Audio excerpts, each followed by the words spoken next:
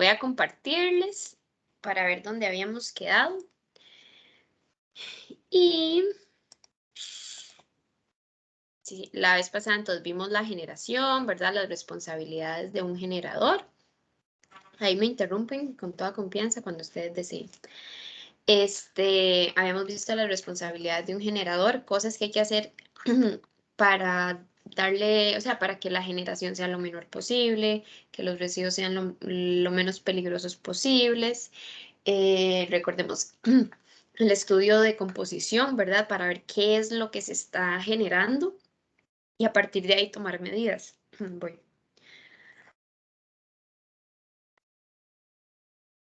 A partir de ahí tomar medidas de mejoras. Uy.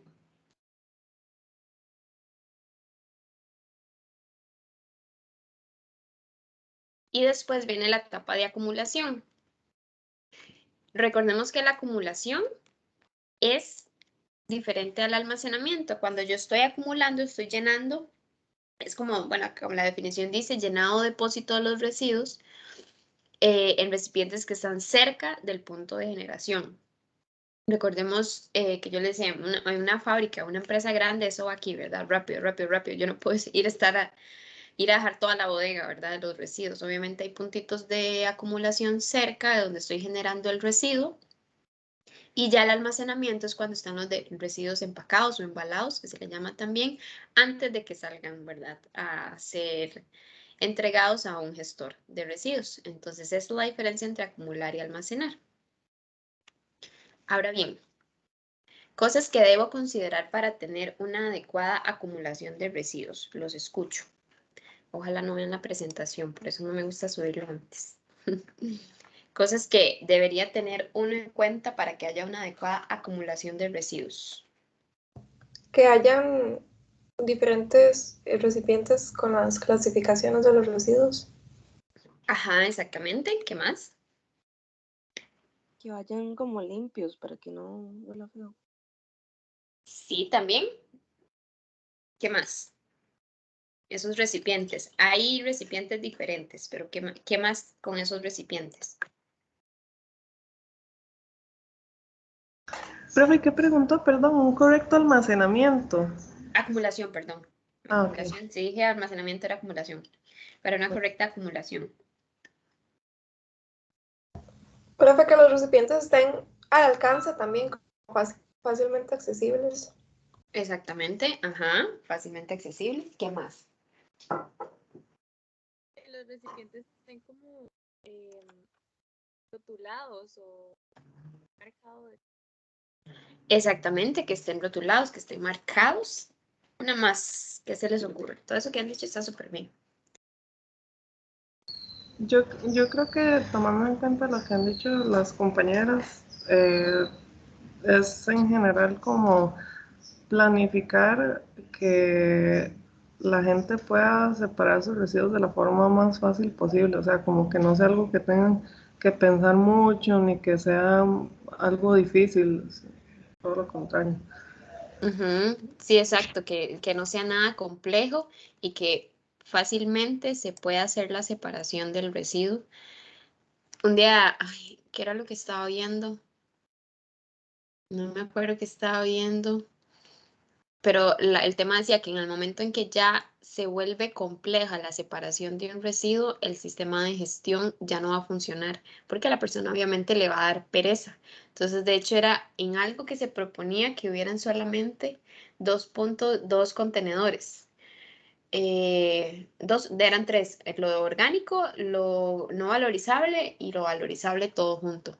Entonces decía justamente eso, en el momento en que un chiquito entiende qué es lo que tiene que ir en cada uno de los contenedores, ya es un sistema de separación exitoso porque es algo fácil de entender, pero que hay algunos demasiados complejos y todos los colores y la gente no sabe de dónde va en cada cosa. Entonces justamente se hablaba de eso, de la facilidad con que un sistema de separación de residuos tiene que estar diseñado, ¿verdad? Ok, entonces, sigo ahí.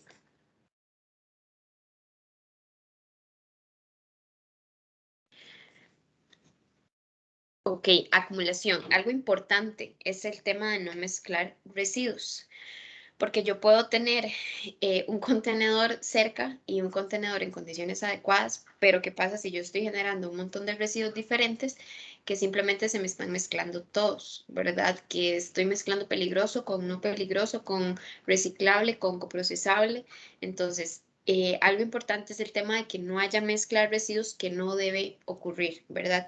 Si dentro de la organización dice, ve, aquí se genera este montón de reciclaje y nosotros vamos a dedicar a X cantidad de personas para que esa persona separe el residuo ya en la bodega donde se almacenan y que para los trabajadores sea más sencillo tener dos contenedores, uno de no valorizable y otro de reciclable, todo junto, así lo vamos a manejar, ¿verdad? Pero eso obviamente va a depender de entre una empresa y otra empresa o de una organización y otra organización. Lo ideal es que no se mezclen residuos y que ya desde la fuente haya una separación. ¿Por qué? Porque eso me va a ahorrar tiempo, me va a ahorrar recursos.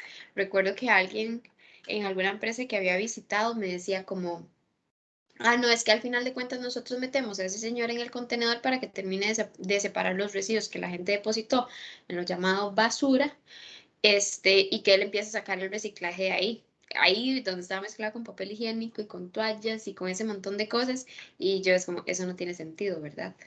Em, no debería ser así. Debería ser que desde la fuente se esté separando adecuadamente, que se estén acumulando ya los residuos separados de forma tal como deberían llegar a la bodega. Que al momento del almacenamiento lo que se le haga sea simplemente como una condición, un pretratamiento, que era lo que hablábamos, ¿verdad? Ok, bueno, ahorra tiempo y dinero, que les decía, disminuye riesgos de incompatibilidades. Esto ahora lo vamos a ver más a detalle. Hay residuos que entre sí son incompatibles. Obviamente ya dejamos de pensar aquí en los residuos ordinarios tradicionales, sino que pensamos en residuos peligrosos. Residuos que no deberían estar mezclados entre sí porque pueden generar en algún momento algún tipo de reacción. Entonces, eso también es algo importante que conozcamos, que hay residuos que simplemente no pueden ir juntos, que inclusive ahora cuando veamos transporte van a ver que no se pueden transportar juntos. Entonces es todo un tema porque a veces necesito hacer una salida de residuos y son residuos incompatibles entre sí y no pueden ir en un solo camión. Entonces tengo que planificar muy bien cómo es que voy a hacer ese diseño de cómo los estoy acumulando, inclusive cómo los estoy almacenando y cómo los estoy transportando para que no haya riesgos de explosiones o corrosión o nada que no queramos, ¿verdad? Entre menos manipulemos los residuos, hay menos riesgo. Era esto que les decía.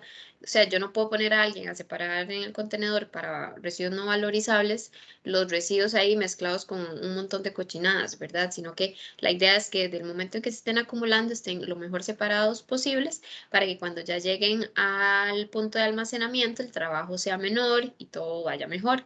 Algunos de ustedes mencionaban que no vayan sucios también en el caso de los residuos que les aplique. Y bueno, esto es algo que está estipulado ya, este reglamento, ustedes no lo tienen en la lista de reglamentos que tienen que presentar, porque básicamente es mucho lo que les voy a explicar con esta presentación, que es el reglamento para el manejo de residuos peligrosos.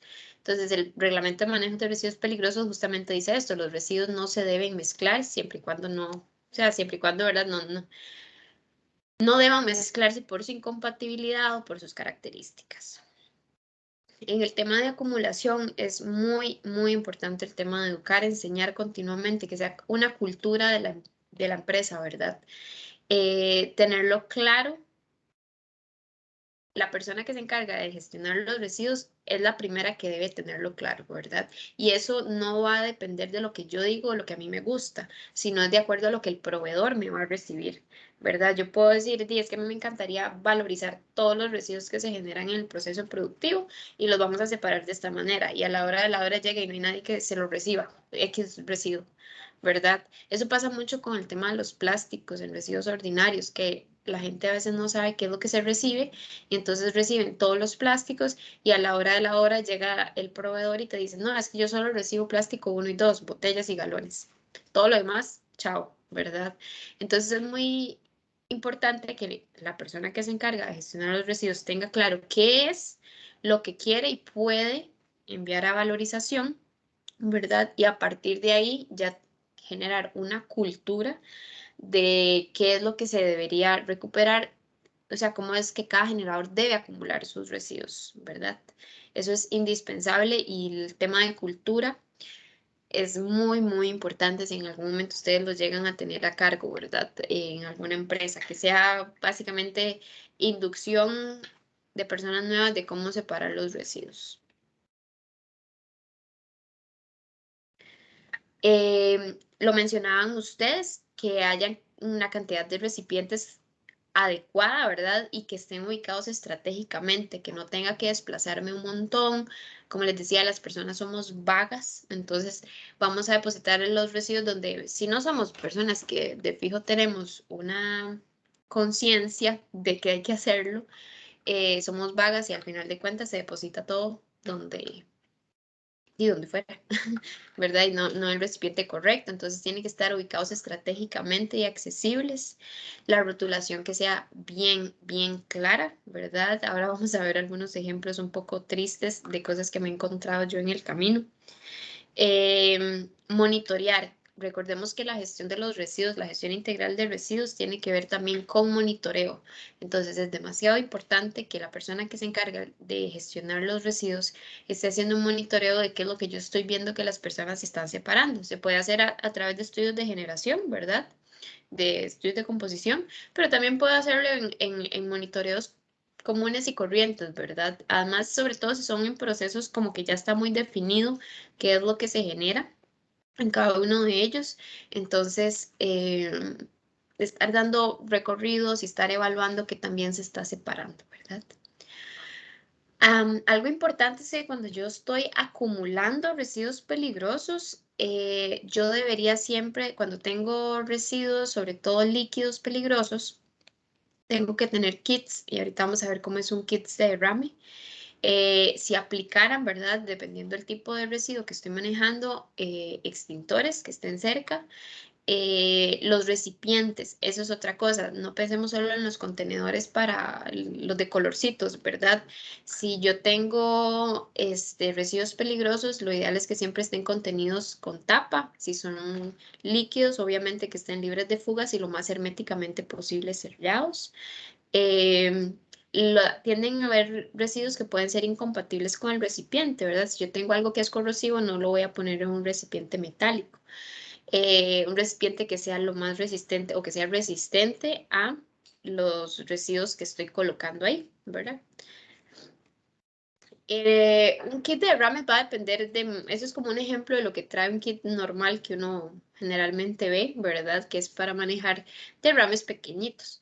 Va a depender del tipo de residuo y del volumen, ¿verdad? Porque tal vez los kits van por capacidad, ¿verdad? Del volumen que pueden contener los productos que vienen dentro del kit. Entonces, por ejemplo, generalmente trae esto de acá, que es como, piensen en un chorizo ahí, ¿verdad? Que lo que hace es como acordonar, es como una almohadita en forma de chorizo que si hay un derrame, lo que se hace es acordonar el derrame para contenerlo ahí. Y trae como pañitos, ¿verdad? Para absorberlo. Obviamente, después de que se da un derrame en la acumulación, lo que pasa es que esto ya pasa a ser un residuo peligroso, ¿verdad? Ya no tengo que gestionar solamente el líquido, sino también gestionar el producto ya contaminado. Algo importante porque hablamos de una rotulación clara, ¿verdad? Pero el etiquetado, a veces si estoy hablando de residuos peligrosos o si estoy hablando en contenedores que están sellados, yo no sé lo que hay ahí dentro, ¿verdad? Entonces pueden haber un riesgo aún mayor. Entonces hay que etiquetarlo un poquitito más allá, ¿verdad? Cuando estoy hablando de residuos peligrosos, yo tengo que decir qué es el residuo que se contiene ahí. Esto del código. Esto es lo que el decreto nos pide, ¿verdad? A veces tal vez no es como tan, dependiendo del residuo que esté manejando, no tiene tanto sentido que yo le ponga fecha de inicio de la acumulación. Ahorita vamos a ver en algunos casos en los que sí. El código, ¿se acuerdan del anexo 1 del reglamento de residuos peligrosos que yo les había pasado? Eso trae todos los códigos de los residuos peligrosos, entonces a ese código se refiere. Características de peligrosidad, ¿verdad? Si es tóxico, si es inflamable, si es corrosivo. Eso lo vimos en los videos de características de los residuos, de los residuos. Ahorita vamos a ver esto de la simbología de las Naciones Unidas o el Sistema Globalmente Armonizado, Unión Europea o NFPA. Ahorita ya casi lo vemos, ¿verdad? Y si hay que tener algún cuidado especial. Ya también vamos a ver ejemplos de etiquetas. Esto aplica cuando estoy manejando residuos peligrosos, ya de que, ok, tengamos cuidado de qué es lo que hay ahí, ¿verdad? De que ya es muchísimo más delicado su manejo. Cuando estamos hablando de residuos ordinarios, básicamente es tener como el sentido como alguno de ustedes decía, que sea fácil, ¿verdad? De entenderlo, de qué es lo que va y qué es lo que sí, qué es lo que no. Y obviamente en ambos casos va muchísimo de mano con la educación. Ok, ahorita vamos a ver, ahorita les enseño una etiqueta, pero el reglamento nos dice que cuando yo estoy acumulando y almacenando residuos peligrosos, yo debería indicar, ¿verdad?, cuál es su peligrosidad, qué es lo que este residuo representa en temas de peligro, ¿verdad? Hay 4 formas de hacerlo. El que vemos aquí, bueno, ¿verdad? Es el del rombo de la NFPA, que tal vez algunos hemos visto, creo que hasta en Química 1, creo, o algo así le enseñaban a uno, ¿verdad? Que el rojo es inflamable, el azul es el riesgo a la salud, el amarillo es reactividad y aquí el blanco es si hay algún riesgo, otro riesgo específico, ¿verdad? Entonces lo veía como en esos 4 el rombo, ¿verdad? Y eso es una forma de indicarlo, que si 0 es que no hay riesgo y 4 es que okay, aquí te puedes morir, ¿verdad? Igual la inflamabilidad, de que no es inflamable o que es inflamable a temperaturas muy bajas. Entonces, esta es una forma en que la etiqueta puede ir rotulada, ¿verdad? Cuando yo digo que aquí estoy teniendo unos residuos de, no sé, cianuro o algo por el estilo, ¿verdad? Entonces yo ahí le pongo el nombre, le pongo el código. Cuando aplique el inicio de la acumulación. Si son contenedores de residuos que simplemente lo que estoy teniendo son envases o trapos contaminados y que voy acumulando de a pocos ahí y que un mismo día saco bolsa, tal vez no es tan necesario.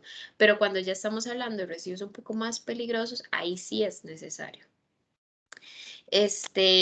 Y entonces esta simbología, ¿verdad?, va de la mano con características de peligrosidad. Básicamente las características de peligrosidad se hace a través de esta simbología, donde la primera opción, como les decía, es el rombo de la NFPA. La segunda opción, hay un sistema que se llama Sistema Globalmente Armonizado, es otra forma de representarlo. De hecho, en el TEC, todo lo que son residuos peligrosos se etiquetan utilizando este sistema, el Globalmente Armonizado, ¿verdad? Que entonces ahí yo puedo ver cuándo es explosivo, cuándo es inflamable, cuándo es corrosivo, cuándo es tóxico. Sí, básicamente. Es que son muy parecidos. El globalmente armonizado, ese es el de la Unión Europea, que no es común que lo veamos en Costa Rica, pero puede pasar, ¿verdad? Que es el mismo principio, cuando es explosivo, cuando es corrosivo, cuando es tóxico. Básicamente es como para que tengan idea de lo que puede, la simbología que puede tener. Y por último está la simbología de las Naciones Unidas, que ahora que veamos el tema del SIGREP, que es esta plataforma, ¿verdad?, donde yo notifico movimientos de residuos, esta es la simbología que se utiliza. Entonces, personalmente, esta es como la que yo digo, podemos manejar mejor, puesto que ya de por sí para hacer inscripciones de residuos, fichas de transporte, que eso lo vamos a ver también más adelante, voy a utilizar esta simbología. Entonces, esta tiende a ser como la que más se utiliza en movimientos de residuos peligrosos y también el rombo de la NFPA aplica bastante como para una representación rápida a las personas, ¿verdad? Que tal vez este es un poquitito más conocido. Estas otras dos, como les digo, pueden encontrárselas. Pero como les digo, a nivel de país, esta es la que se utiliza, la de la ONU, para todo lo que son fichas de transporte. Y también se utiliza en algunos casos el rombo de la NFPA. Pero como les digo, en el TEC se ha utilizado el globalmente armonizado. Entonces, son como tipos de simbologías. Igual nosotros no es como que vamos a O sea, muchas veces no es como que yo digo, ahí esta sustancia no sé qué será, ¿verdad? Generalmente vamos a tener o deberíamos tener apoyo de algún reagente químico, que es el que ya ve como temas de composición de residuos, ¿verdad? Cosas que sean un poquitito más complejas.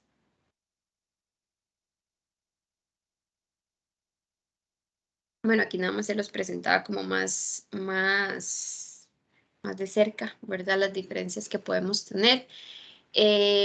No vamos a entrar en detalle de qué es cada uno de ellos, porque ven que hay cuatros, hay varios tipos de cuatros, hay varios tipos de dos, varios tipos de tres, porque eso lo vamos a ver más adelante cuando se trabajen a cómo hacer fichas de transporte para residuos peligrosos. Que ahí les voy a explicar básicamente es que cuando yo quiero transportar un residuo peligroso, yo tengo como generador que tener una ficha de transporte que describa cuál es el residuo que se está transportando.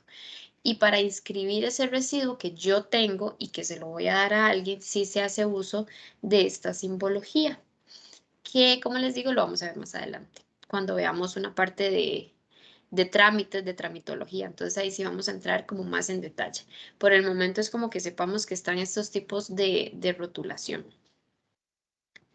Y ahora, esta es, por ejemplo, la etiqueta que se maneja para residuos peligrosos en el TEC. Entonces, por ejemplo, acá básicamente, eso se usa mucho en laboratorios, ¿verdad? Que ya son como un recipiente color ámbar ahí, todo, que no sé qué es lo que tiene, entonces sí se rotula como muy específico, ¿verdad? Cuando estamos hablando ya a nivel de laboratorios. Pero igual para otros residuos los utilizamos, no hay ningún problema, como residuos que sean como les digo, en talleres que se generan a veces mucho trapo contaminado con solventes, con tintas, con grasas, con aceites, entonces también los podemos utilizar ahí. Vean que la descripción dice que es el nombre, es el residuo. Si quiero incluir alguna descripción, algo importante, y ahorita vamos a ver ejemplos, el residuo es nombrarlo lo más específico posible. Yo no puedo decir como, me ha pasado un montón, como recipientes contaminados. ¿Y yo? ¿Con qué está contaminado eso? ¿Verdad? Sino que sea lo más específico posible, porque usted que trabaja en ese lugar o la persona que trabaja en ese lugar puede saber exactamente qué es lo que hay ahí, pero alguien que no, alguien que es nuevo, no sabe, ¿verdad? Entonces es un tema también de seguridad. Sí, bueno, el estado aquí se marca, eso ya es como un adicional, ¿verdad? En este caso es porque hay muchos laboratorios en el TEC, entonces ver aquí cuál es el laboratorio que lo está generando. El código de este anexo grandísimo donde veíamos ese montón de residuos peligrosos, ¿verdad? La capacidad máxima y bueno, esto también es porque puede ser que yo aquí estoy generando algún residuo que ya vaya por el recipiente número 3 del mismo residuo. Por eso se le pide el consecutivo, cuándo se inicia y cuándo se finaliza la acumulación. Eso también es importante verlo por un tema de descomposición y porque ahorita vemos que los residuos peligrosos no deben permanecer por más de un año dentro de las instalaciones del generador. Y este que se llama pictogramas es porque se les hizo como stickers de estos riesgos, digamos, el del sistema globalmente armonizado, entonces simplemente se le coloca un sticker para que la persona no tenga que estar ahí como adivinando qué es lo que se debe colocar. Profe, Y ¿por qué es que no se usa el de la ONU en el TEC? te quedaría mal con la respuesta, pero puedo preguntar al regente Ok. químico porque él es, en el caso de nosotros, como hay un regente químico, sí se encarga mucho de residuos, así que ya son como más químicos, más de laboratorio. Ujú. Ok. Igual ahí lo que importa es que las personas que lo están manipulando lo conozcan, ¿verdad? No es como que hoy utilice la NFPA y la etiqueta dentro de un año utilizo el de la ONU y el siguiente el globalmente armonizado, sino que se maneje como un estándar y que las personas sepan identificarlo, ¿verdad? Que sepan qué es lo que significa cada uno de ellos. Que al final de cuentas es un tema, sí, está bien de gestionar los residuos, pero también en el caso de los peligrosos, de resguardar la seguridad de las personas. Ok, entonces, vean esto. Veamos primero uno cómo se utiliza este en el laboratorio del TEC. Entonces ahí ven cómo se puede utilizar la etiqueta, ¿verdad? Que se completa, aquí están los pictogramas. Entonces, esa es como más o menos se utiliza en la institución, ¿verdad? Ahora bien, veamos lo que está del lado izquierdo. ¿Qué encuentran ustedes ahí? ¿Qué es ese residuo y qué tiene? ¿Qué observan? Es líquido, parece lixiviado, no sé. ¿Cómo? Ajá, que parece un líquido ahí, un lixiviado. ¿Qué más? ¿Qué Y pueden yo ver no ahí? sé eso, la verdad. Hace- Profe, No sé qué es. Ajá. sí, tras de que no se sabe qué es, está abierto. Exactamente. Ese era como un líquido, no recuerdo qué era, que botaba alguna máquina. No sé, yo llegué a hacer esa visita. De hecho, muchas de las fotos que vamos a ver son de ellos. Y yo dije, ¿pero qué es esto? Dice, eso es como un aceite que botaba la máquina, no sé qué. Y estaban ahí colocados por todas las instalaciones. Y yo, ay, qué chido, apenas como para que no se tropiece, ¿verdad? Y le haga el reguero de aceite por todo lado. Entonces, esos son ejemplos de cosas que no deben pasar. Vean este otro de acá. ¿Qué ven ahí? Esa era su acumulación, ¿verdad? Esto era en planta.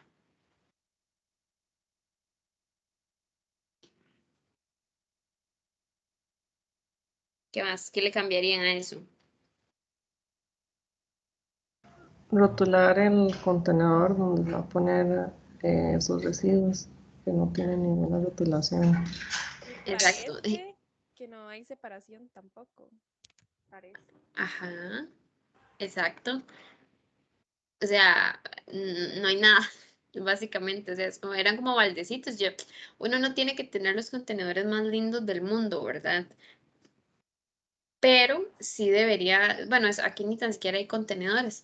De hecho, la Estrategia Nacional de Separación de Residuos, que se conoce como la Estrategia Nacional de Reciclaje, dice como, no es necesario que tengan residuos, recipientes, simplemente pueden ser bolsas, pero que haya algún tipo de separación, pero no, literalmente su acumulación era tener puñitos de bolsas y baldecitos así por todo lado, y sabrá Dios qué era lo que había dentro de cada uno de esos recipientes, porque nunca había una rotulación.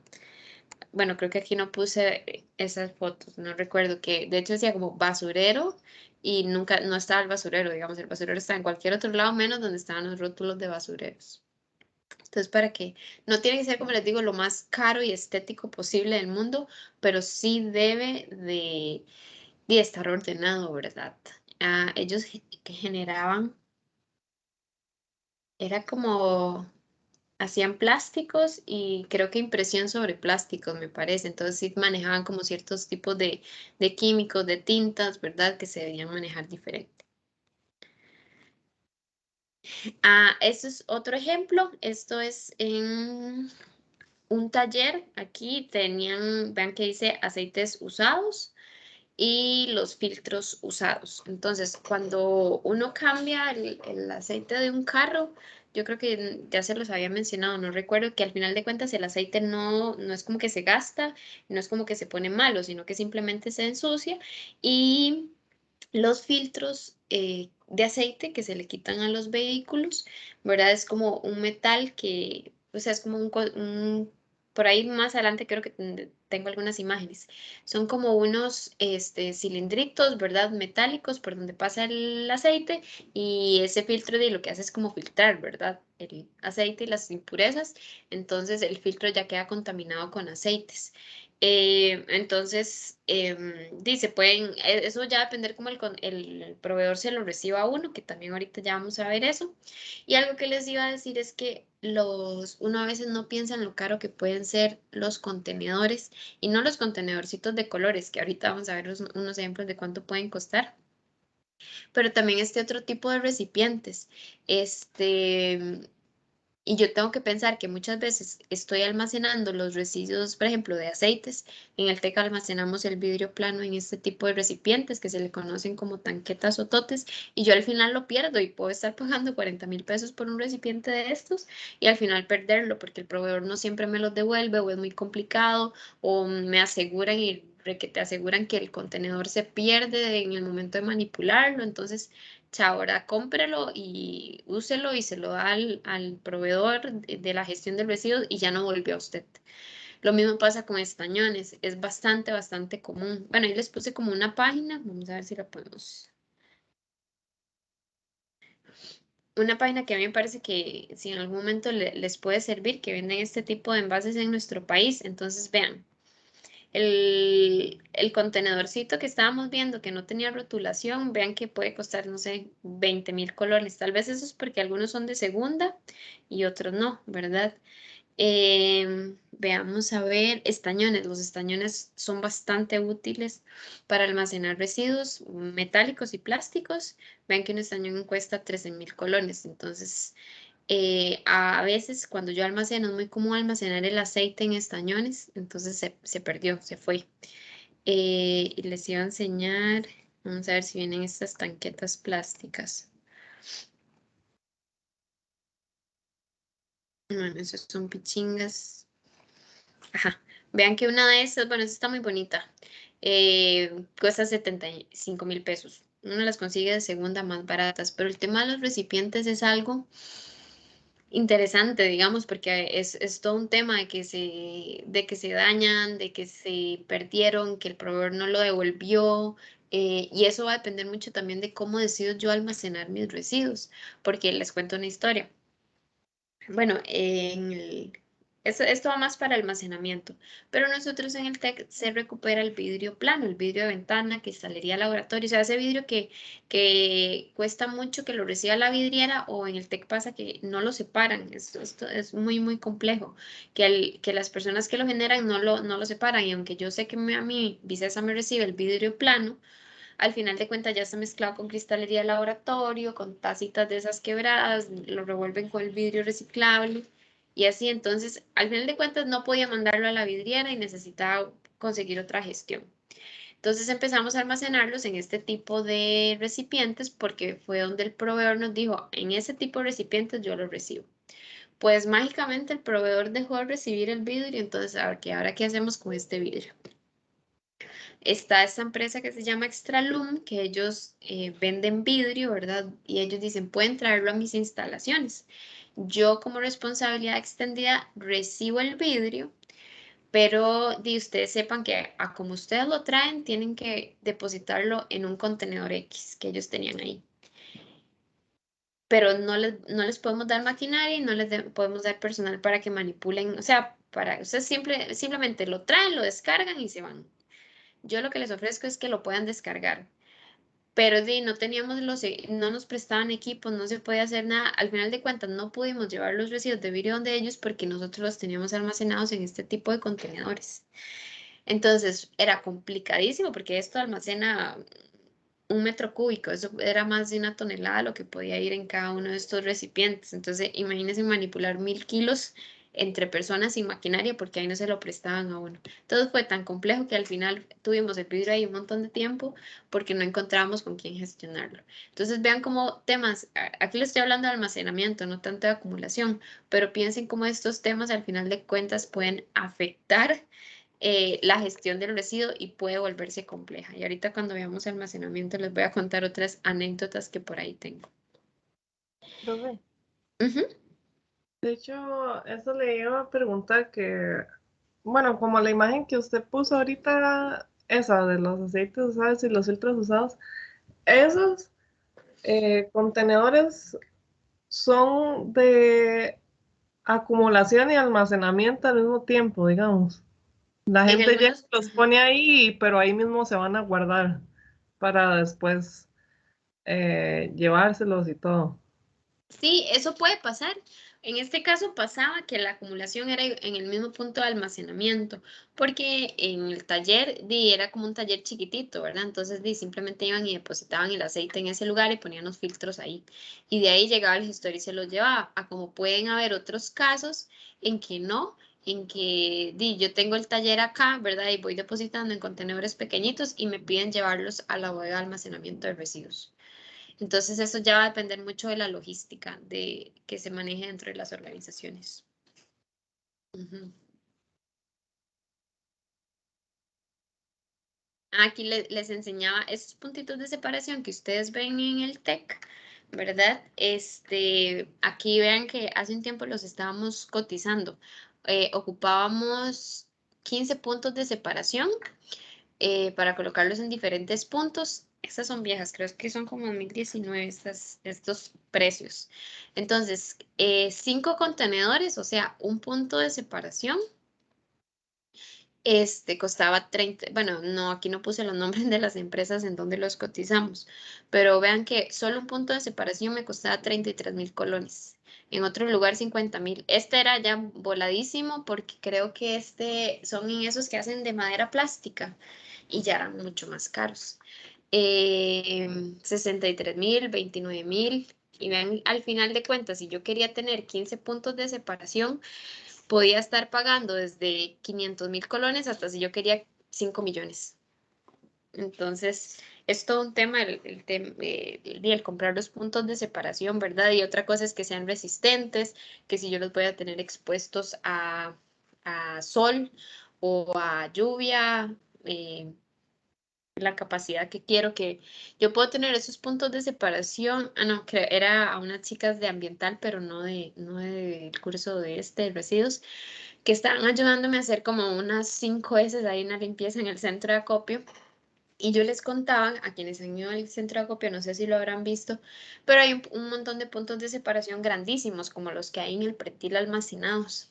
Entonces les contaba yo que cuando se hicieron los edificios estos del Banco Mundial, en química y en electrónica, bueno, en química no recuerdo, les miento, pero recuerdo que en el edificio de electrónica, que es de 4 o 5 pisos, no sé, habían colocado, ojo la belleza, 5 puntos de separación con 3 contenedores. Había no valorizables, papel y cartón y envases de plástico, ¿verdad? Habían omitido el aluminio y habían omitido el vidrio. Y los habían colocado en contenedores así, ¿verdad? De esos gigantes que hay en el pretil y con una estructura que pesa, pero, ¿verdad? Como la conciencia, grandísimos. Y al final de cuentas, las personas de limpieza agarraban, ponían esas semejantes bolsas en esos semejantes contenedores y sacaban un puñito chiquitito de residuos. Y era un desperdicio de bolsa plástica también. ¿Qué hicimos? Los quitamos todos. Los quitamos todos y colocamos puntos de separación chiquititos porque no tenía sentido. Primero, que no estuvieran completos los puntos de separación y segundo, que fueran tan increíblemente grandes que al final de cuentas era un desperdicio, ¿verdad?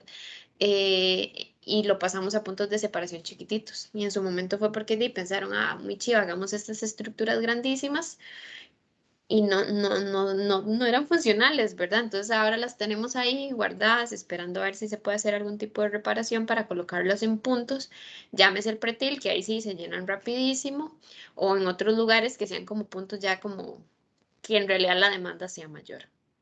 Entonces es todo un estudio, a veces uno lo ve muy sencillo, en el TEC es de cuestión de darle mente, de en dónde colocarlos y cuáles colocar ahí, ¿verdad? Profe, Sí, Pi. ¿y por qué no podían dejar, digamos, que se llenaran las bolsas, por ejemplo, para llevárselas? Digamos, si no fuera como residuos orgánicos y así. Porque uno, de fijo, por ejemplo, en el contenedor de no valorizables iban a haber residuos orgánicos. 2, piensen en la gente que no es como que van a dejar ahí las cosas limpias, ¿verdad? Siempre hay que pensar en el peor escenario. 3, porque ya el servicio de limpieza, al ser subcontratado, ellos tienen dentro de sus labores que todos los días tienen que sacar los residuos. Y 4, los contenedores eran tan grandes que en serio iba a pasar más de una semana y los contenedores iban a seguir ahí medio vacíos. Entonces, no era viable. Ok, entiendo.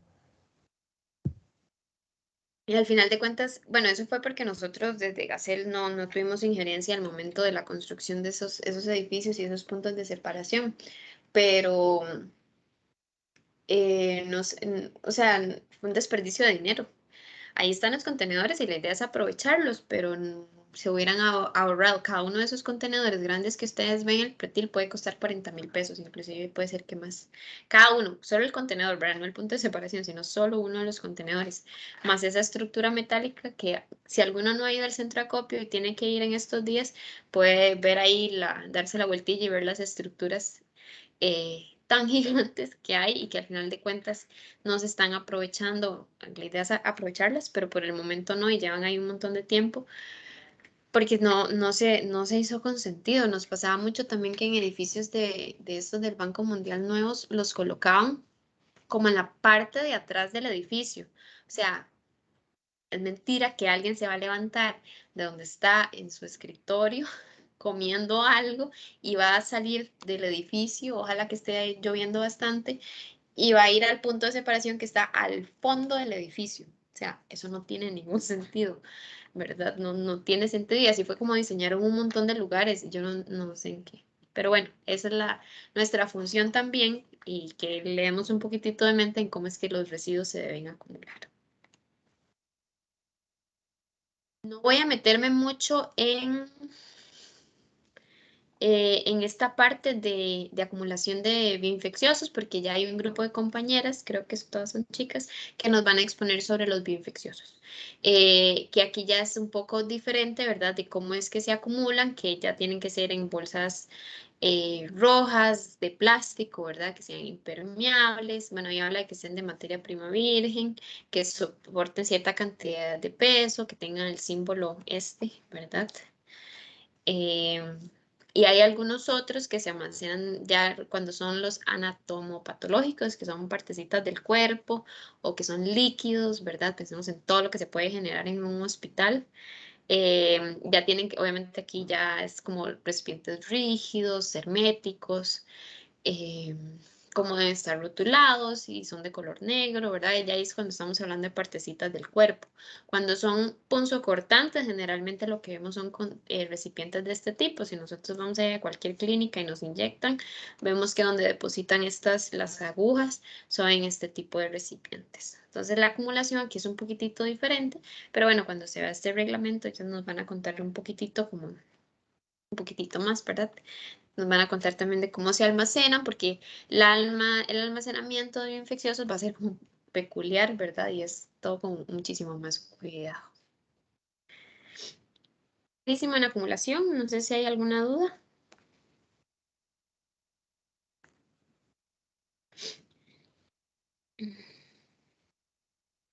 Okay. De la acumulación, recordemos que pasamos al pretratamiento o acondicionamiento.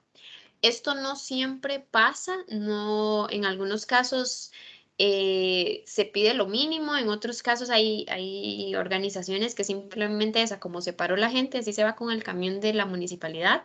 Habrán otros casos en que no, en que sí tengo que darle un pretratamiento o acondicionamiento, que la gran mayoría de veces es meramente físico, ¿verdad? Y esto pasa por varios motivos. Pasa porque el proveedor me lo pide, ¿verdad? Que dice, ok, necesito que venga en estas características. Pasa por ahorro de espacio o por ganar más dinero. O, ajá, por ahorrar dinero o por ganar dinero. Y ya les voy a poner algunos ejemplos.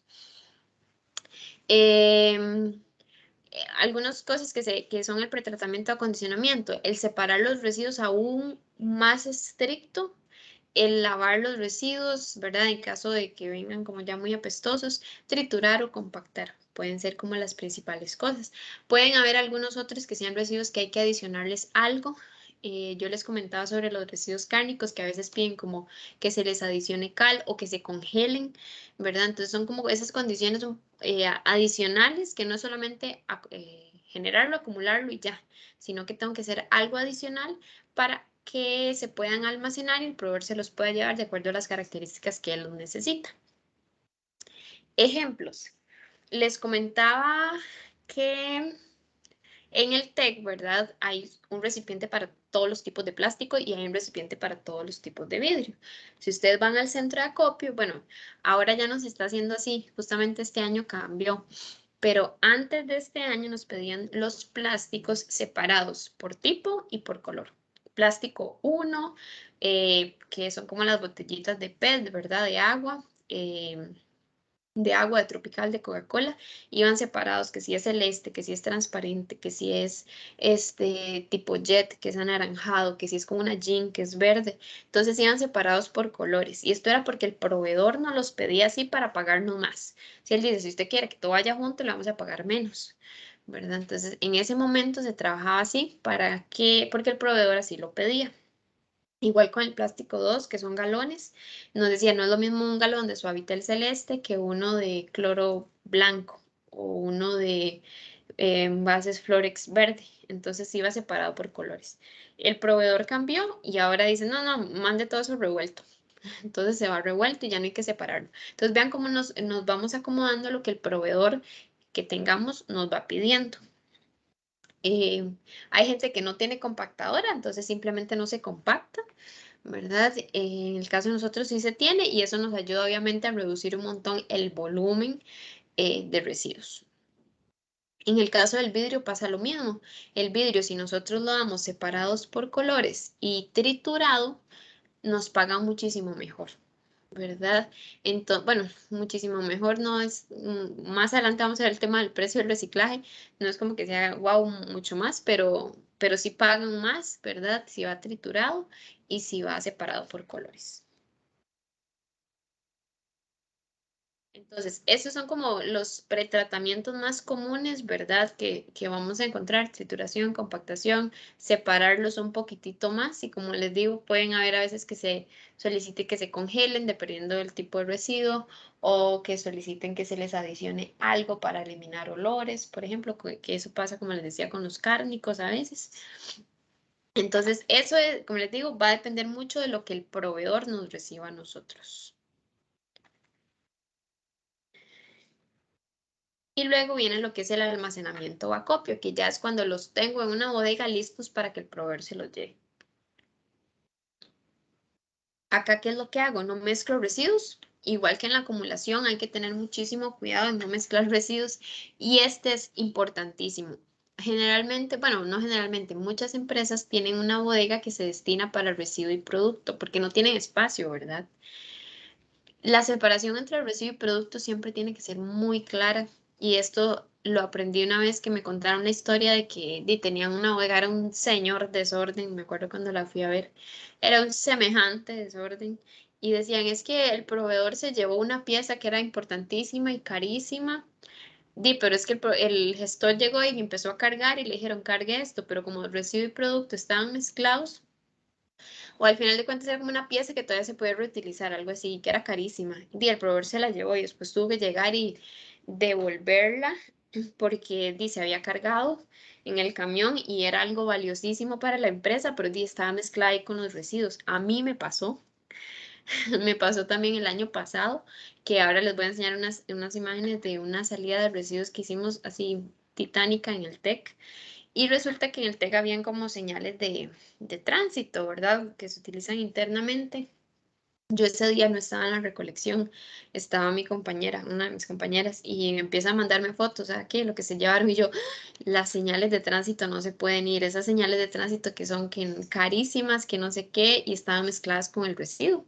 Estaban en el mismo lugar donde se estaban almacenando ciertos residuos y al final fue el proveedor, tuvo que volver y venir a dejar eso que nosotros no sirve, ¿verdad? Porque no es un residuo, sino que es algo que se puede reutilizar y es carísimo. Casi fue un tortón, pero no fue un tortón, además de que es algo súper delicado porque fue un acto ahí de vandalismo de que ahora tiene un alto donde no va el alto, ¿verdad? Entonces era algo también más complicado por ese punto. Entonces eso es bastante importante, separar residuo de producto. Dependiendo a veces las bodegas, vamos a ver que hay cierta altura. No puedo tener esto altísimo, ¿verdad? De que se me venga después una tanqueta llena de líquido y me caiga a mí en la jupa o que se haga un reguero, ¿verdad? De residuos. Entonces eso es bastante importante. Ahorita ya vamos a ver que los residuos se tienen que embalar, ¿verdad? Como empaquetar, por así decirlo, de forma bastante segura. Ahorita vamos a ver ejemplos. La bodega, esto es muy importante. O sea, sé que no siempre las organizaciones van a tener como los recursos para hacerlo, pero hay que tratar, sobre todo cuando se está tratando de residuos peligrosos, que estén aireadas de acuerdo a lo que yo estoy almacenando, ¿verdad? Que si son residuos que están generando vapores, tengan esta circulación de aire, que sean pisos impermeables, esto sobre todo era igual con residuos líquidos, que si hay derrames, entonces que no haya contacto con el suelo. Que las paredes y techos, ¿verdad? Sean, o sea, que tenga paredes y que tenga techo, que no estén expuestos a inclemencias climáticas. Que nada se moje, eso es súper importante, y en algunos casos es bastante importante que haya un acceso restringido. Esto porque por un tema de seguridad y por un tema de seguridad de las personas, ¿verdad? Que ingresan, y también por un tema de seguridad. Yo les contaba que algunos residuos tienden a ser de un negocio. Entonces, por esta doble seguridad, ¿verdad? De integridad de las personas y por vandalismo, también es bastante importante que tengan un acceso restringido. Cuando yo tengo almacenados residuos que son líquidos, es súper importante que haya un punto donde yo pueda, en caso de derrames, recolectarlos o retenerlos. Entonces, ahorita vamos a ver algunos ejemplos. Generalmente, ¿qué es lo que pasa? Que si yo tengo algún tipo, vamos a ver si por aquí, no, está más adelante, ahorita se los voy a enseñar, que si yo tengo algún tipo de estañón, o que si tengo algún tipo de tanquetas, ¿verdad? Donde estoy almacenando los residuos líquidos, ellos estén controlados en un espacio. Vean este de acá que les mostraba, perdón por pasar rápido. Aquí tal vez no se aprecia mucho, pero ellos están como contenidos en una cajita, por así decirlo, que en caso de derrame ahí queda contenido, ¿verdad? Que se me rompió la tanqueta o que algo pasó, que le cayó algo encima, se rompió, está empezando a salir el líquido, queda contenido ahí para que no haya un derrame, ¿verdad? Entonces, obviamente tiene que ser un volumen que sea acorde con lo que yo estoy almacenando, ¿verdad? No los voy a tener metidos en una fosa gigante o no los voy a tener metidos en una fosa todo chiquitito que al final de cuentas todo se me puede desbordar, y eso es importante también. Ahorita vamos a ver que muchas veces lo que se hace es que se coloca en los recipientes ya almacenados en alguna superficie con una pendiente, ¿verdad? Y que esa pendiente entonces lo que hace es que quedan como de bajadita, por así decirlo, y ahí se me almacena en caso de derrame. En otras ocasiones lo que hay en algunas bodegas que ya almacenan mucho también de gestores de residuos es que tienen como un canal perimetral, ¿verdad? Con rejillas, que entonces lo que tiene una pendiente, que lo que pasa es que si se me, o sea, si pasa algún tipo de derrame, va a estos canales que están cubiertos por rejillas y llegan a una fosa. De hecho, a los gestores de residuos peligrosos que manejan residuos líquidos, eso es obligatorio, que tengan este punto de esta fosa de contención de derrames, que básicamente son canalitos, ¿verdad? Que llegan hacia un punto que ahí se contienen los líquidos en caso de derrames. Algo súper importante es que yo no puedo almacenar residuos peligrosos por más de un año. Yo debería estar haciendo salidas de residuos peligrosos al menos una vez al año, o bien en el caso de residuos líquidos cuando ya yo tengo 1000 galones. Si esos 1000 galones, que son 3785 litros, los tengo en un mes, yo debería estar sacándolos porque ya son volúmenes muy grandes que no deberían estar almacenados en tanta cantidad en un lugar donde no es un gestor de residuos, sino que es un generador, ¿verdad? Entonces, por regla, cada año yo debería estar sacando residuos peligrosos. Los infectocontagiosos es diferente, y las compañeras que nos los expliquen ya vamos a ver. Obviamente yo no puedo tener ahí residuos de parte del cuerpo, ni algodones, ni inyecciones, ni nada contaminado con fluidos o sangre, por un año, ¿verdad? Ahí ya aplican periodos muchísimo más cortos, que lo vamos a ver cuando las compañeras nos expliquen el reglamento. Y para ordinarios no hay límite, pero entonces en caso de peligrosos sí debe ser al menos una vez al año. Y pues bueno, en el caso del embalaje, que verdad, embalaje o empaquetado, generalmente se usa el término embalaje, yo tengo que embalarlo de acuerdo a lo que el gestor de residuos me dice. Yo no puedo embalarlo como yo quiero, ¿verdad? Sino es como el gestor me dice que en este tipo de recipientes, de esta cantidad de plástico, ahorita vamos a ver que es plástico para paletizar, que son flejes, que son como unas unas fajitas, ¿verdad? Para mantener unidos los recipientes. Entonces, yo tengo que pedirle al gestor que estoy contratando, dígame cómo necesita que estén embalados mis residuos. Eso es indispensable y el embalaje del residuo va a depender de cómo el gestor me lo pida, porque si no puede haber un pequeño gran caos al momento de sacar residuos. Ahorita les voy a contar ejemplos que a mí me han pasado, entonces desde eso ya lo tengo muy claro. Los recipientes que estén siempre en buenas condiciones, lo que vemos igual en la acumulación, que sean compatibles, ¿verdad? Que no, por ejemplo, que no sean corrosivos. Recordar lo que les decía, que se pueden perder. Los recipientes puede ser que el gestor se los lleve y no vuelvan. Es muy, muy común. Como pueden haber casos que algunos recipientes rotan, ¿verdad? Si te vas a llevar, no sé, 5 estañones, me dejas 5 estañones y ahí vamos rotando. Eso va a depender muchísimo del tipo de residuo, porque algunos residuos cuando los empiezan a manipular el recipiente puede ser que se pierda, se rompa o simplemente que al gestor no le da la gana de devolverlos. Entonces, eso también es algo de tener bastante claro. Todo debe ir etiquetado. Y bueno, ahí está el mensaje, ¿verdad? Usted puede saber qué es lo que lleva ese señor en ese recipiente, en ese camión, pero el señor no tiene ni idea y puede llevar y llegar a una bodega donde hayan 50 o más estañones azules del mismo color, así todo azul del mismo color, así todo, no hay ninguna pérdida del mismo tono.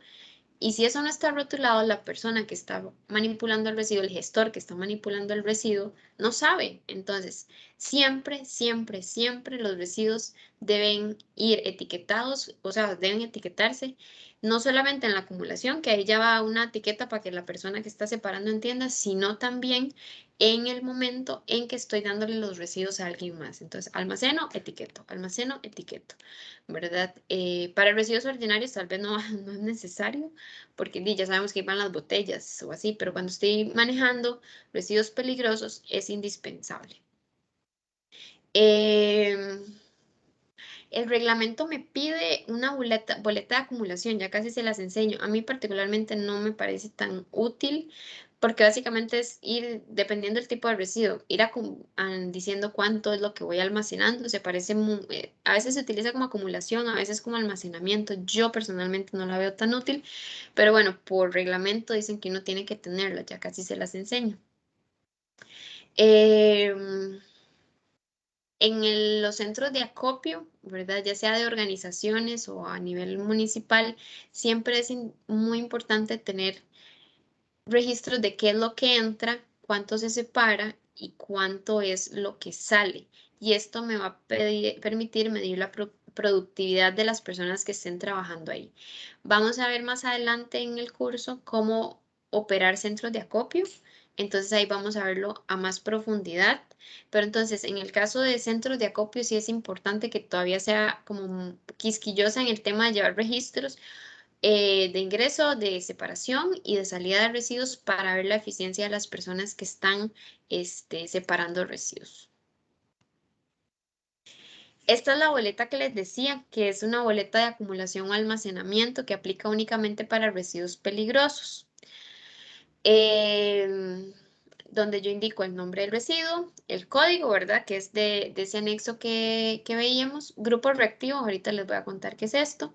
En qué estoy embalando y el volumen del embalaje, ¿verdad? Un estañón de 200 litros, por ejemplo. Si necesito equipo de seguridad, cuándo empecé a acumular o almacenar, ¿verdad? Y quién es la persona responsable. Esto, les digo, yo nunca lo he utilizado, me parece que es como un poco ineficiente. Para algunos residuos tal vez puede ser que funcione, ¿verdad? Pero al final de cuentas se vuelve un poco burocrático. Entonces yo personalmente nunca lo he utilizado. Aquí hay algunos otros ejemplos de etiquetas. Este es como otros residuos, ¿verdad? Que es vidrio plano, no eran los residuos peligrosos que veíamos anteriormente. Pero aunque sea vidrio, yo rotulo todo lo que se va ahí, ¿verdad? Para que las personas sepan qué es lo que se está yendo.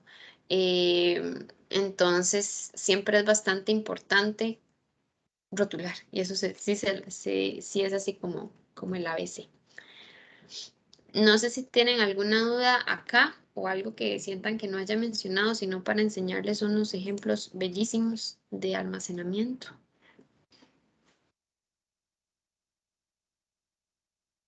¿Todo claro? Claro, profe. Ok, entonces lo que les voy a enseñar ahora, todos los he tenido que ver en mi vida. Es tan triste. No les voy a decir nombres de empresas para mantener la confidencialidad, pero vean esta belleza. Estos son bodegas de almacenamiento. ¿Qué ven ahí?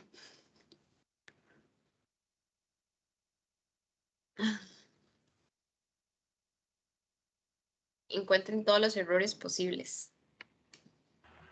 Yo veo todo lo que no puede hacer. O sea, a mí una vez llegaron, no les voy a decir dónde es, pero esta es una empresa grandísima a nivel país.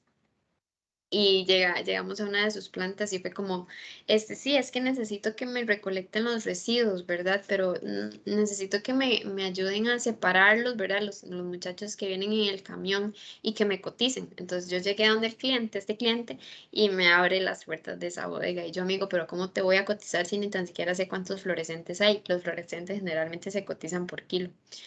Eh, y yo, ¿y cómo, qué te voy a cotizar de estas botellas? ¿Qué hay ahí? Digamos, ¿qué? Estos recipientes están vacíos, están llenos. ¿Quiere también que me lleve el reciclaje? Porque aquí hay como esta otra botellita. Y fue un shock, digamos, que tendrá estas botellas, estas bolsas negras, por ejemplo.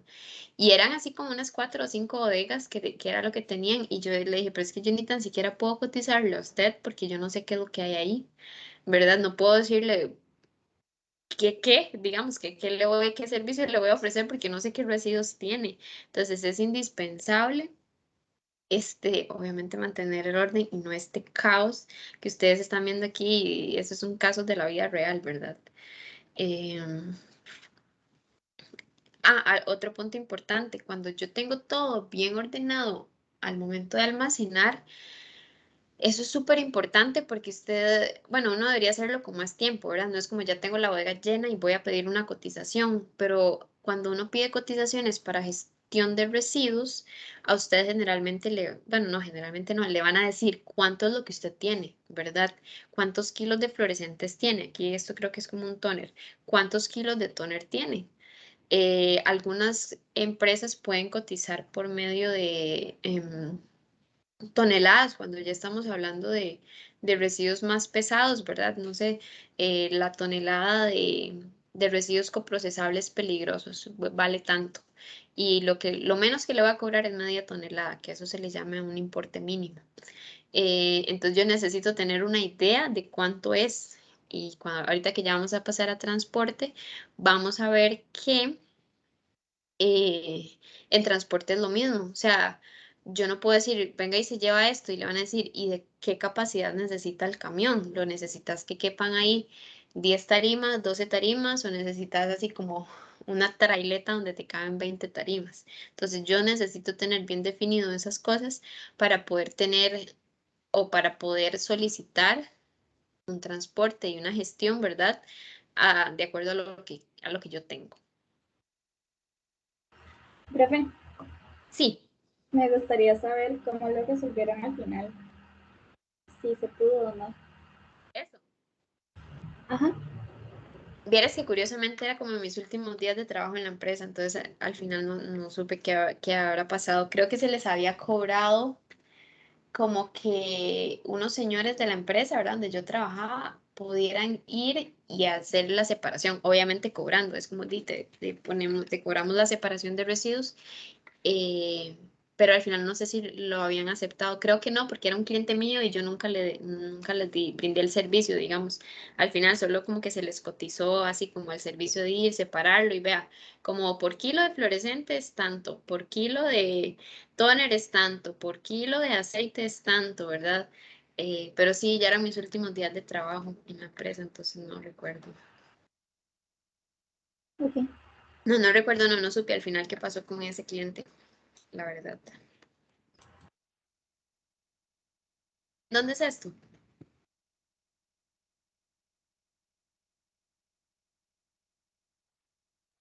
¿Tienen alguna idea de dónde es esta bodega tan bella?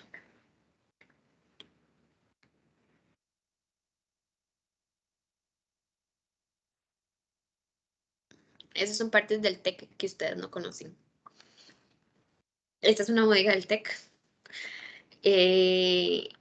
Y este es del departamento de mantenimiento, como lo que está al frente del TIPTEC. Ahí hay un portón y ahí están las bodegas de mantenimiento. Este fue mi pleito del año pasado, entre muchos con ellos. Y simplemente ellos llegan, cambian fluorescentes y piensan que dicen, pues, aquí en el piso, puedo tirarlos, no importa. Y esta era la bodega que teníamos de fluorescentes.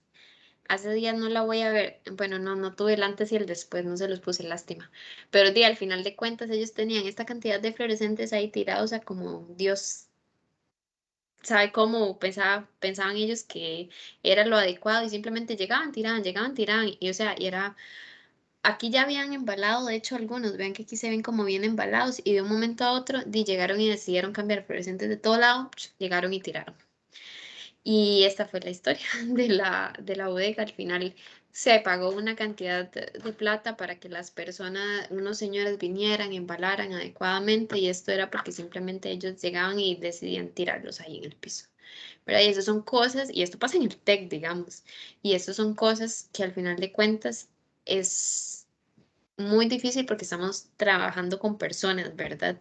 Y a como usted se puede encontrar el señor más ordenado, ¿verdad? Del mundo o la señora más cumplida con cómo tienen que almacenar los residuos, se pueden encontrar con esto también. Entonces son como ejemplos de cosas que ustedes pueden encontrarse y usted hasta que le hierve la sangre, digamos, y es empezar a ver cómo se resuelve esto. Profe, Sí. no sé, es que a mí eso me da demasiada cólera. En ese caso, o sea, ustedes pagaron un montón de plata para que alguien les solucionara el problema que ellos habían generado. O sea, No, al final lo pagaron ellos, lo pero pagaron ellos.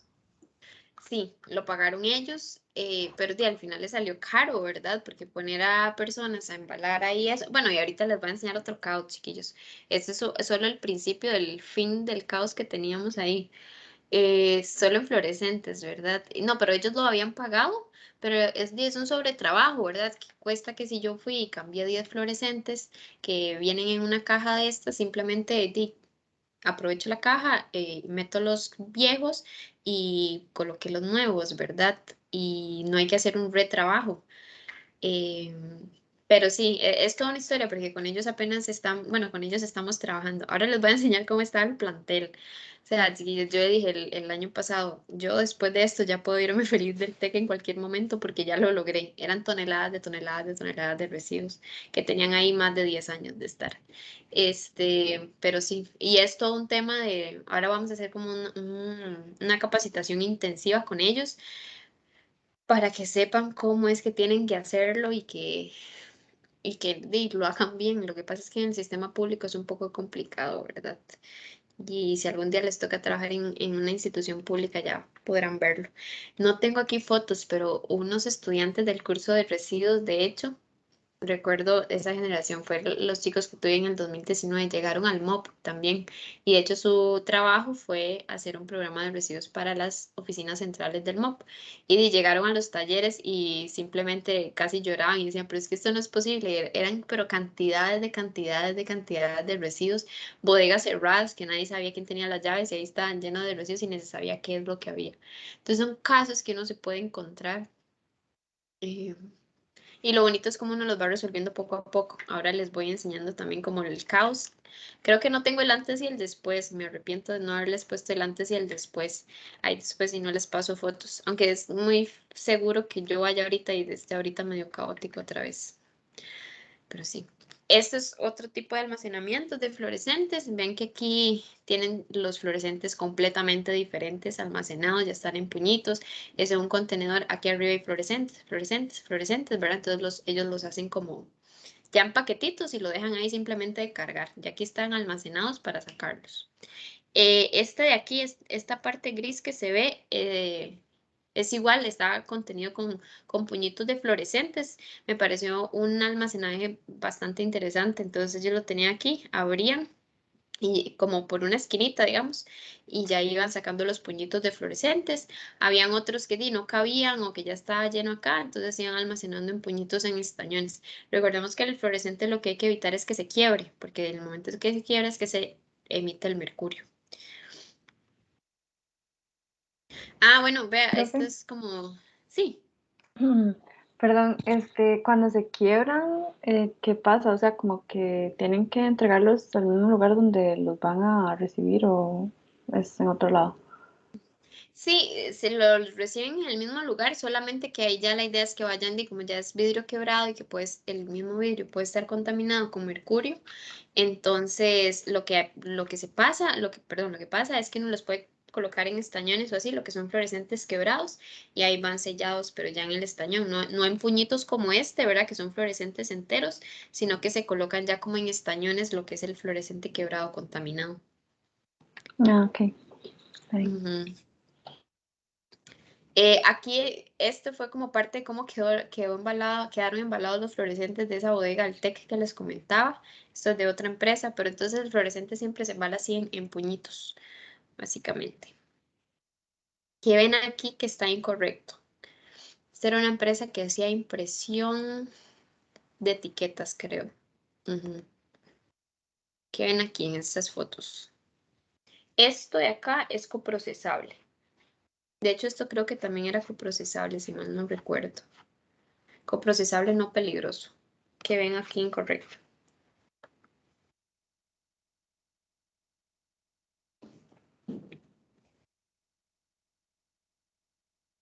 Que esté ¿Qué dicen? mezclado Que no está procesable con lo rotulado. no procesable, tal vez.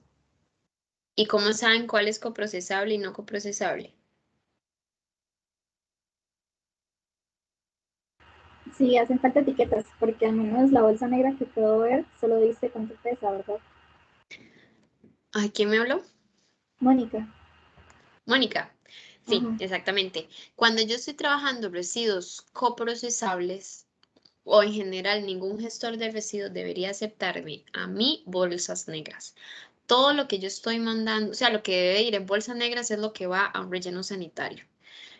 Pero todo el resto de cosas tiene que ir en bolsa transparente, porque yo no sé si ahí va un bicho muerto, va algo súper peligroso, van agujas, va papel higiénico, o sea, todo siempre tiene que ir en bolsa transparente y eso es indispensable, que la bolsa negra única y exclusivamente sea para residuos no valorizables que van a un relleno sanitario. Y eso es básico y vital y la mayoría de proveedores deberían recibírselos así, ¿verdad? Si ellos no quieren joderse y no quieren recibir ahí cosas todas feillas, ¿verdad? ¿Qué ven aquí? 5.000 colones al que me adivine qué es lo que contiene ese recipiente.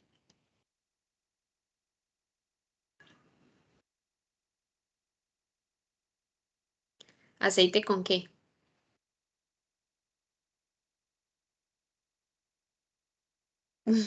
Es imposible, ¿verdad? Esa es otra cosa demasiado importante al momento de rotular residuos. Yo no tengo idea y de esto pasó en otra empresa que era de industria médica. Ellos hacían descontaminación, bueno, no hacían como ay, ¿cuál es esa palabra? No es desinfección, pero es básicamente dispositivos médicos que los metían en una cámara de óxido de etileno que es súper peligroso. Así como con un poquitito de óxido de etileno se puede morir uno. Y esto salía como alguno de los equipos, era un líquido amarillo y era aceite con, sabrá Dios qué. Entonces, el tema de rotular y rotular bien también es indispensable porque uno no tiene idea de qué es lo que dice esa etiqueta. Como puede ser aceite con agua, puede ser aceite con jabón, puede ser aceite con una cosa súper peligrosa, ¿verdad? Entonces, el etiquetado yo siempre recomiendo que entre menos escriban las personas, mejor. Entre mayor cantidad de cosas impresas puedan ir, ¿verdad? Que ya sean etiquetas prediseñadas, es muchísimo mejor porque si no, pueden pasar este tipo de cosas. Y adivinen dónde es esto también. En el TEC. Vean el edificio aquí detrás. Este edificio creo que es el de química, me parece. En el Eso no TEC. es como por el CIPA, profe. ¿Cómo? Por el CIPA. Ajá. Como, ajá. Atrás del CIPA. Ujú. Sí, sí, eso es otra parte oscura que uno generalmente no conoce. Ya no está así, por dicha. Hay residuos, pero ya sacamos bastantes residuos, casi todos. Esa es otra forma de almacenar residuos muy creativa que no debe pasar nunca. El tema de residuos de la construcción, y en este caso no era una construcción, ¿verdad? Sino que simplemente residuos de mantenimiento que se van acumulando por años y años y años. Hay cosas buenas que al final se dijeron como no, se van a botar porque simplemente fueron cosas que, no sé, vean estos bloques están buenos o estos ladrillos. Y al final de cuentas fue como no, esos tienen demasiado tiempo aquí, nunca se utilizaron y ya no sirven o lo que sea. Entonces había que deshacerse de este montón de cosas que al final de cuentas fue otro montón de plata que se pagó para que personas vinieran, separaran los residuos. Vean la montaña que tenía yo ahí. Eso era más alto que yo. Uf, mucho más alto que yo. Vean este contenedor. Este contenedor obviamente es altísimo y estaba en un mismo nivel. Entonces se tuvo que pagar a personas para que vinieran de todo el plantel a recolectar residuos, separarlos, ¿verdad? Lo que era ferroso de lo no ferroso, por un lado, los fluorescentes que vimos ahora, y empezar a cargar eso en un camión. O sea, fue titánica esa labor, en serio, chiquillos, vieras qué nivel. Yo estaba coordinando esa limpieza de ese lugar y fueron demasiadas semanas en tratar de limpiarlo porque literal los residuos estaban debajo de la tierra. Y tenían años de años de años y al final sí logramos recuperarlos. Vean un ejemplo de cómo se podría hacer de una forma un poquitito más ordenada. Aquí, almacenar lo que son escombros de construcción y almacenar chatarra siempre va a ser, nunca se va a ver tan estéticamente bonito, ¿verdad? Estas son como algunas ideas de cómo se podrían manejar. Esto es no recuerdo en dónde fue este. Bueno, no recuerdo, creo que, bueno, no me acuerdo en qué empresa fue que lo vi, pero me había parecido curioso que ellos lo que hacían era, creo que aquí, no tenía otro ejemplo. Ellos lo que hacían era delimitar con cadenitas. Aquí no están rotulados, pero habían otros espacios que sí estaban rotulados. Entonces, en uno eran como escombros de construcción, en otro era madera, en otro era la chatarra. Entonces, son como formas de ir viendo a ver si yo tengo el espacio y puedo almacenarlos de esta manera, ¿verdad? Entonces son como algunas ideas. Igual como les digo, esto nunca se va a ver tan estéticamente lindo. Cargar esto después cuando yo se lo doy a un proveedor de chatarra o sí, de chatarra o de madera es complicado, ¿verdad? Entonces ahí siempre hay que tener en cuenta el tema de mano de obra. Estoy dispuesto a yo a poner de mi gente para que ayude a cargar estos residuos o simplemente contrato el servicio donde puedan venir y hacerme la carga de los residuos, porque yo sufría viendo a los señores cargar este montón de cosas, ¿verdad? Em, entonces, tengo la maquinaria tal vez para apoyarlos o no. Entonces, esas son cosas que uno tiene que estar viendo de logística que a veces uno no piensa, ¿verdad? Que uno piensa nada más se limita a los residuos del centro de acopio, ordinarios, valorizables y ya. Vean esto que les decía de almacenamiento en la fosa. Están estos aceites, era aceite usado, ¿verdad? Aceite lubricante usado. Y aquí entonces estaban contenidos en una fosa. Y ya se reducía el riesgo de que si se derraman, entonces quedaba contenido en esa fosa. Acá era otro aceite que también, y vean que ellos lo tenían metidito en esta fosa de acá. Entonces, en caso de que se regara, por ejemplo, quedaban contenidos ahí. Esta era otra que los decía, aquí tal vez no se nota tanto, pero sí hay como un desnivel, ¿verdad? Entonces ahí era donde estaban estos residuos, no creo que eran unos aditivos que ya no se utilizaban, estaban colocados a desnivel, entonces en caso de que hubiera algún derrame, quedaba contenido en esa parte de este piso de desnivel que estaba. Otras formas de almacenar residuos, cuando son residuos chiquititos, ¿verdad? Como varias pichingas o varios estañones, generalmente lo van a pedir en tarimas, entarimados acá, ¿verdad? Ya sean de plástico o de madera. Eso es otro tema, otro recurso, las tarimas, ¿verdad? Que yo tengo que estar adquiriendo para que se los lleve el proveedor. ¿Por qué una tarima? Porque primero, si llueve o que no esté en contacto con el piso, esas son tarimas antiderrames. De hecho, las tarimas plásticas que aquí traen como unos huequitos y ahí en caso de que hubiera alguna fuguita, ahí quedan. Cuando son tarimas de madera, obviamente no. Pero entonces, ¿qué pasa a la tarima? El fin de la tarima es que yo pueda colocar estos paquetes aquí de recipientes con residuos y que yo pueda movilizarlos con maquinaria o ya sea con la perra hidráulica de forma más sencilla, ¿verdad? Mientras que si ustedes agarran un paquete de estos sin la tarima ahí, alzando la fuerza, obviamente es imposible. O se quedan sin espalda. Entonces, ese es el fin también de la tarima, que no son solo los recipientes, sino también pensar en la tarima. Pensar que muchas empresas lo que piden es que los recipientes vayan así. A eso se le llama paletizado, con plástico para paletizar, que es este plástico transparente para que ellos vayan lo más amarraditos posible. Recordemos que ellos se van a montar a un camión, ¿verdad? Y que el camión se mueve y que el camión puede hacer que pase por lugares feos o por un hueco, entonces que los residuos vayan lo mejor embalados posibles. Aquí está, a veces estas cabinas, ¿verdad? Para residuos inflamables se pueden utilizar para almacenar, existe la posibilidad, muchas veces se hace más que todo para productos, no para residuos, pero puede pasar siempre y cuando lo que aquí adentro haya, porque de hecho justamente el aceite ese que estaba con letras que no sabemos qué era, está aquí y también había producto, entonces recordemos que tienen que estar destinados o separados producto de residuo, no deberían estar juntos. Esto es otra forma de embalar residuos que ya queden, ¿verdad?, listos para que el proveedor se los lleve. En este caso son estañones que están con fleje. Fleje es esta rayita así como esta pajita, ¿verdad? Y con plástico para paletizar. Igual si tengo estañoncitos más pequeñitos, ¿verdad? Entonces yo los tengo de esa forma, bien almacenados y bien embalados para que el transportista se los lleve. No sé si tienen alguna duda con respecto a esta parte. ¿Todo claro? Aquí no se ha visto casi la etiqueta, pero bueno, el etiquetado es súper importante, ¿verdad? Bueno, aquí, por ejemplo, desechos de sileno. Entonces, que vayan, pero puede ser que aquí, con que yo etiquete uno, tal vez no sea suficiente, a no ser que yo diga como que todo aquí es sileno, pero puede ser que lleven cosas distintas y no deberían ir almacenados o embalados juntos, cosas que sean incompatibles. Y si tengo cosas distintas, cada uno debería llevar su etiqueta, ¿verdad? Entonces, uno a veces no lo piensa, pero es todo un tema de logística al momento de almacenar residuos.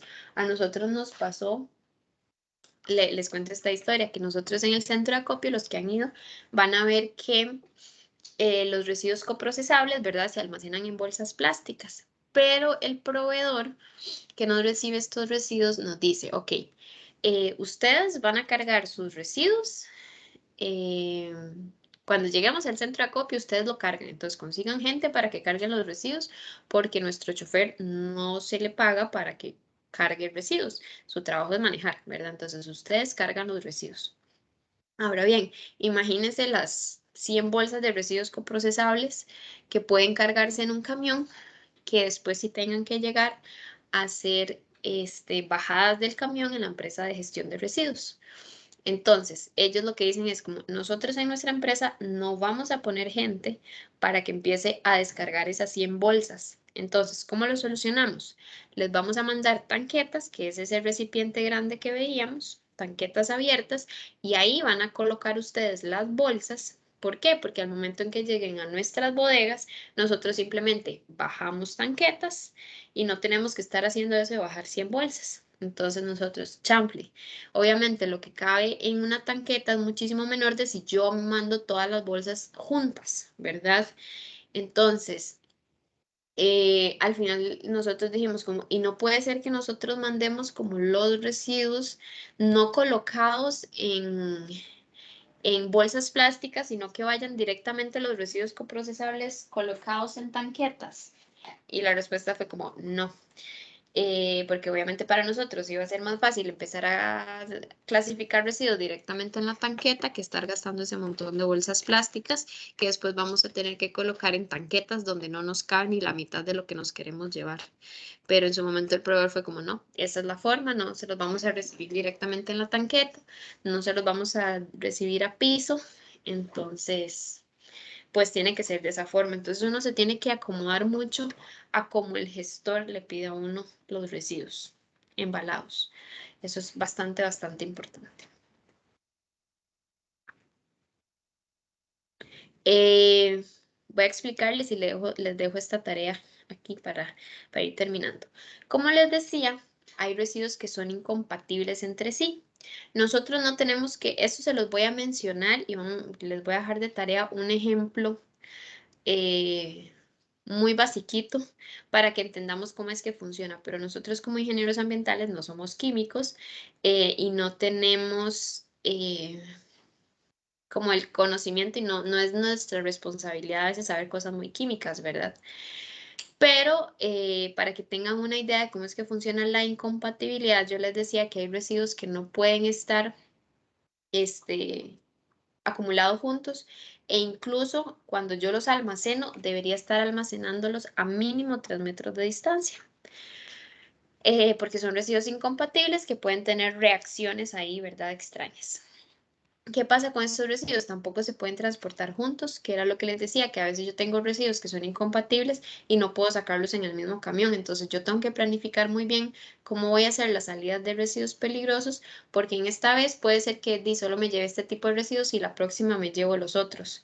Y veo a ver cómo distribuyo, porque cada transporte de residuos, y yo les digo, nosotros transportar los residuos en un camión para residuos peligrosos del TEC al Guarco nos cobran 90,000 pesos. ¿Verdad? Entonces un transporte es bastante caro. Entonces, ¿cómo aprovecho al máximo ese transporte? Los residuos que yo les he contado y que como más adelante vamos a ver el SIGREP, que es el Sistema de Gestión de Residuos Peligrosos, yo como generador del residuo tengo que inscribir mis residuos en el SIGREP y al momento en que yo voy a sacar los residuos, entonces dice, la empresa tal está sacando estos residuos que se están yendo en el camión tal con el chofer tal y van para esta empresa. ¿Qué es lo que pasa? Como es un sistema, el sistema detecta si hay residuos incompatibles. En el momento en que yo inscribí mis residuos, yo le digo, este pertenece a este grupo, este a este grupo. Ah, son incompatibles, entonces el sistema no me deja hacer como esa notificación de que estoy sacando ambos residuos a la vez en este camión y con esta persona. ¿Por qué? Porque entonces está diciendo que estoy llevando residuos incompatibles juntos y eso ya no se puede. ¿Cómo funciona la incompatibilidad? Y que lo noten porque van a tener de tarea un ejercicio. En el reglamento 27001, en su artículo 7 y en su anexo 2, viene esta tablita justamente. En el anexo 2 yo voy a encontrar una lista de residuos según su grupo reactivo. En el grupo reactivo 1 voy a encontrar una lista de residuos. En el grupo reactivo 2 voy a encontrar otra lista de residuos y así para cada una de ellas. ¿Verdad? Entonces, si yo les digo el residuo de, no sé, aceite, lubricante, yo tengo que ir a buscar a cuál grupo reactivo pertenece este aceite, ¿verdad? Y los fluorescentes pertenecen a este otro grupo reactivo, ¿verdad? Ubicar en cuál grupo reactivo está el residuo y después empiezo a ver si hacen match. Si yo puedo transportar residuos del grupo, o sea, en este caso, por ejemplo, los residuos que estén ubicados en el grupo reactivo 3, vean que yo no puedo enviarlos junto con los residuos del grupo reactivo 1, ni los residuos del grupo reactivo 2. ¿Por qué? Porque entonces me va a generar E, que es E. Produce explosión debido a reacciones extremadamente vigorosas o suficientemente exotérmicas para detonar compuestos inestables o productos de reacción. Ok, entonces de fijo usted nunca va a llevar un 3 junto con un 1. Porque también produce GF, que es GF, genera gases inflamables. También me produce S, que es S, solubilización de metales y compuestos de sales tóxicas. Como les digo, nosotros tal vez no debemos tener como tan claro qué significa eso, pero yo digo, pucha, me suena peligroso, entonces de fijo no los voy a llevar juntos nunca. ¿Qué es lo que nosotros o qué es lo que yo quiero que ustedes hagan? Que entiendan que hay residuos que de fijo no pueden ir juntos, que al menos podamos ubicarlos en algún grupo reactivo. En muchas empresas, cuando ya se maneja residuos altamente peligrosos, ¿verdad? O residuos peligrosos, se tiene que a veces se cuenta con servicios de un reagente químico o de un químico, porque ya vamos a ver que por ley hay algunas cositas que nosotros no podemos hacer en este sistema del SIGREP. Cuando veamos el trámite les voy a contar. Entonces es básicamente que entender cómo es que funciona, ¿verdad? Ya vamos a ver que en este anexo 2, que es donde viene la lista de grupo reactivo 1 y la lista de residuos, grupo reactivo 2 y la lista de residuos, yo la detesto. ¿Por qué? Porque ahí no vienen como residuos tan explícitos como en ese anexo que venía en la lista por códigos de cada uno de los residuos. En este caso no, en este caso vienen súper escuetos y súper raros, pero bueno, es lo que hay y nos tenemos que acomodar a eso. Y para eso van a tener una tarea que vamos a revisar la próxima clase. Y básicamente es que agarren este reglamento, el 27001, su artículo 7 y su anexo 2 y respondan. ¿Pueden embalar en una tanqueta residuos de asbesto y envases que tenían plaguicidas? Desde un punto de vista de incompatibilidad, que ustedes no digan si sí o si no. Y la otra pregunta es, si un laboratorio mezcla residuos de reactivos químicos que contienen metanol, tolueno y potasio, ¿qué puede suceder? Puede ser que no pase nada, puede ser que pase alguna reacción. Entonces, básicamente lo que quiero es que vayan a ese anexo 2 y a ese artículo 7 y entiendan cómo es que funciona la incompatibilidad química. Básicamente. ¿Les queda clarito? Aquí lo que les voy a decir, ya para terminar, es que como no pudimos terminar hoy esta clase, dejemos la tarea no para el jueves, sino para de hoy en 8. Entonces ahí tienen más tiempito en caso de que alguno o alguna no lo haya terminado, porque todavía nos queda ver un poquitito lo que es transporte, que eso lo vamos a ver con más detenimiento, tratamiento, que lo vamos a ver en modo flash, porque más adelante vamos a ver ¿cómo se llama? Vamos a ver diferentes tipos de tratamientos y igual con las valorizaciones. Más adelante vamos a ver ya a más a profundidad las diferentes valorizaciones y pues disposición final, que lo vamos a ver también más adelante. Entonces, lo que queda lo vamos a ver muy rapidito, pero sí quisiera como tener el tiempito de no ir corriendo. Entonces, que más bien la tarea quede para de hoy en 8, la tarea de los reglamentos. Entonces dedicaremos esa clase, sí, para que ustedes expongan. Además de que hay una introducción a la reglamentación que es por medio de videitos, como la clase, bueno, una de estas clases que tuvimos. Entonces existe la posibilidad de que el próximo jueves terminemos la clase de etapas, los deje salir un toquecito antes para que vayan a ver esos videos y si Dios lo permite de hoy en 8, entonces ya llegarían ustedes a presentar su tarea para que tengan más chancecito de hacerlo. ¿Alguna duda, queja, consulta? Ahorita se podría quedar un toquecito con María Paula y conmigo. Sí. Sí, claro. Macario. Andrea, muchas gracias. No, era preguntarle a los jóvenes si hubo alguna respuesta de lo del tema de bandera azul ecológica o de la profe Tere, para que nos mantengan informados, si es tan amable. Profe, hasta el momento a mí no me llegaba ningún correo ni nada, cero. No, nada. Bueno, ok. Ustedes vieron que ella me envió un mensajito en un audio y que posiblemente ayer lunes iba a haber alguna comunicación de los organizadores del tema de los informes, de esos reportes. Entonces me mantengan informados para que la tarea pues inicie, porque ahí hay que cumplir un número de informes que hay que revisar. Yo voy a esperar esta mañana, Tere, y mañana le mando un mensaje para ver qué me responde.